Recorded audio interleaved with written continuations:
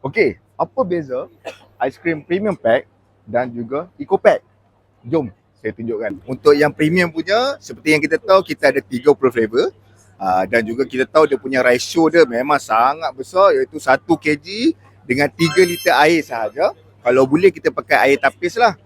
So bila apa yang kelebihan bila kita pakai air tapis ni, first kali dia punya bancuhan tu atau mixture tu sekiranya tak habis pada hari yang kita pakai tu, dia boleh tahan untuk hari keesoknya sehingga 3 hari. Itu kita punya cadangan lah. Okey, dan satu lagi kelebihan untuk kita punya aiskrim premium ni, kita boleh buat dia up to 50 kun. Iaitu sebanyak 50 kun kita boleh buat.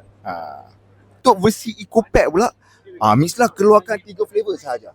Kenapa keluarkan 3 flavor? Sebab 3 flavor ni kita fokus kepada evergreen. Maksudnya memang dekat mana-mana peniaga-peniaga aiskrim dekat Malaysia ni ataupun dekat mana pun mesti akan menggunakan 3 flavor ni. Iaitu yang pertama, flavor vanilla, vanilla blue sea salt dan butterscotch.